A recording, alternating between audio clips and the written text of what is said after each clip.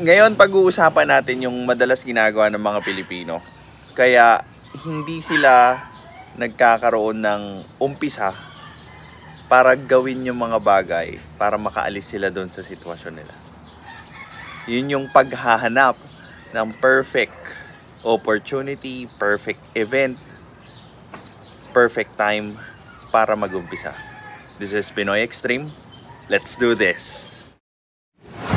This is Pinoy Extreme.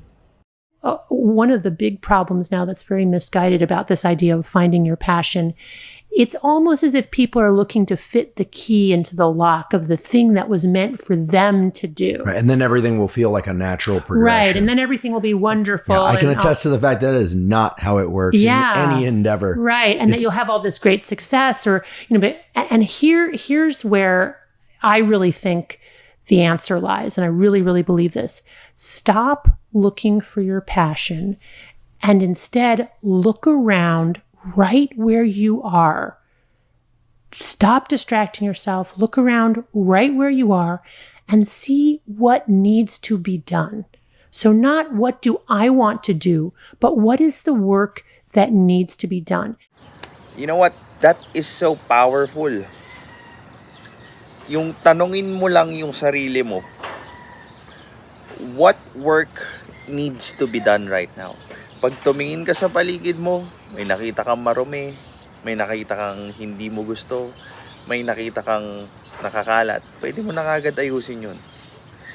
And doon ka magsisimulang mag-develop ng problem-solving skills mo. Kasi una, nagiging aware ka sa surroundings mo by actually looking around you. And pangalawa, iniisip mo kung paano mo ma-attain yung goal mo after mong ma-recognize kung ano yung kailangan gawin. And more importantly, it doesn't have to be some grandiose work. Like, does the garbage need to be taken out, right? Is there some garbage on your neighbor's lawn that someone threw there that you could actually bend over and pick up and put into the garbage can? Look around you. There is so much work that needs to be done that nobody wants to do that is really, really important. And if we all did that, I really think the world would be a much better place. And no matter how small that is, as long as you find it as a work that needs to be done, you are going to contribute a lot sa society. And this is what people who have severe addiction who get into recovery realize. They're like, it's not about me and my will and what I'm going to will in my life or in the world.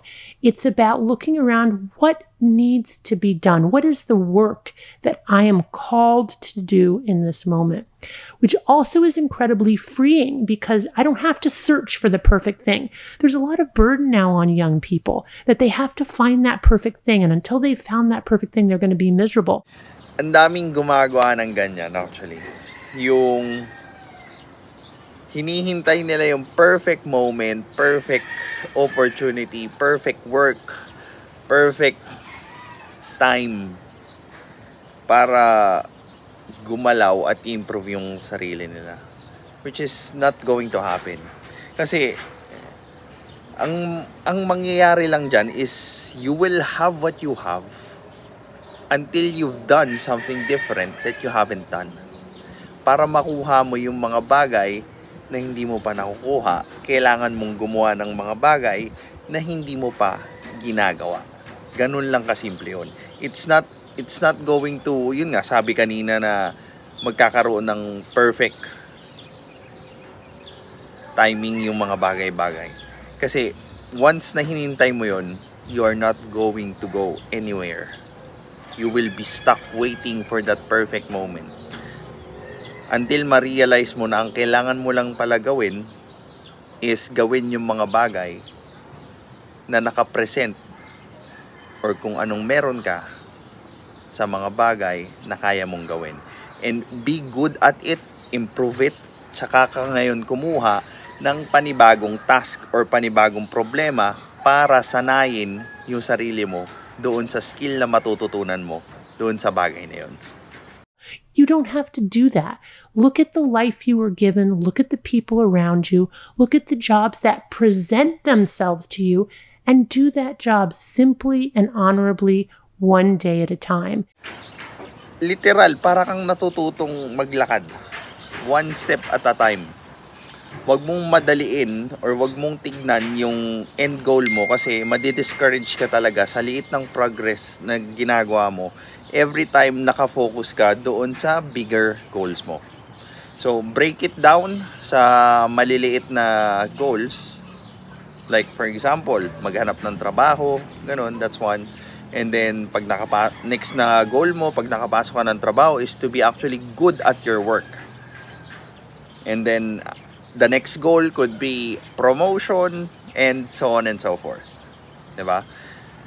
Magagawa mong makaahon sa kahit anong sitwasyon by actually breaking the goals into small enough pieces para magawa mo siya nang hindi ka na-overwhelm doon sa bigger goals mo.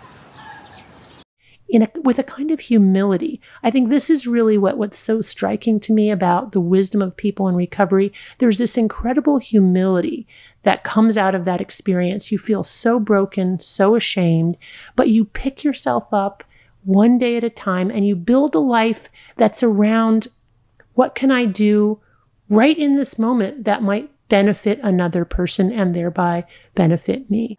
So, humihinto ka maging perwisyo sa ibang tao, 'di ba? Katulad ng mga tambay, nagiging linta lang sila sa magulang nila or kung saan man sila nakadepende.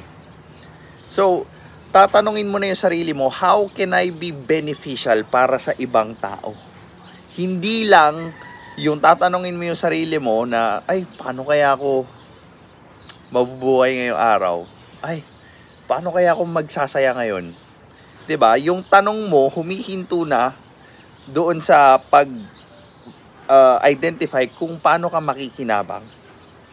Pero you are now starting to ask yourself how or kung paano ka magiging kapaki-pakinabang para sa ibang tao.